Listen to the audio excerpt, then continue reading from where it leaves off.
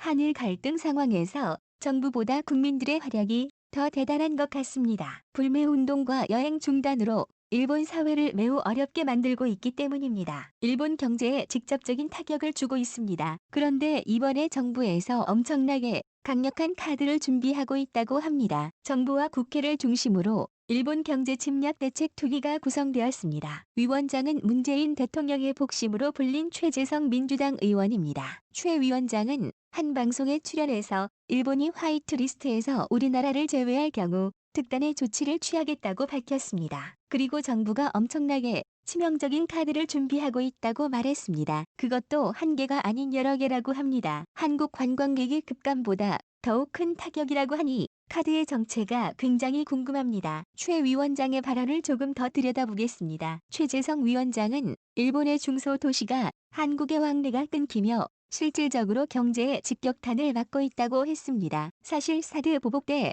우리나라도 힘들었습니다. 중국 관광객이 발길을 끊으면서 관광업계와 상인들이 타격을 받았죠. 당시 중국인 관광객은 800만 명이었습니다. 일본을 방문하는 한국 관광객은 750만 명입니다.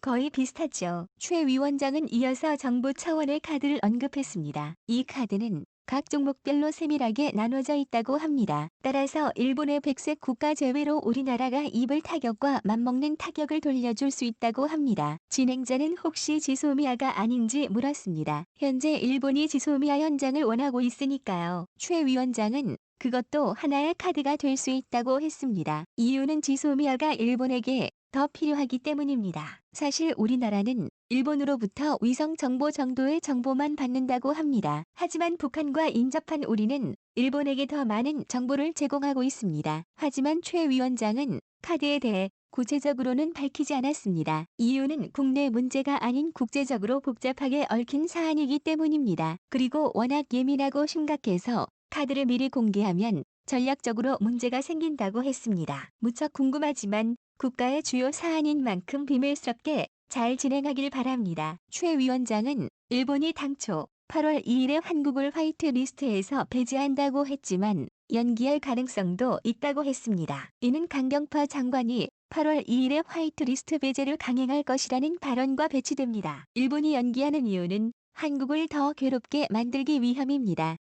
역시나 전략적인 선택인 것이죠. 일각에서는 특사 파견을 언급합니다. 하지만 특사는 협상을 유리하게 끌고 갈 전략이 뒷받침될 때 가야 한다고 최 위원장은 설명했습니다. 따라서 현재는 모든 가능성을 열어놓고 기다려야 합니다.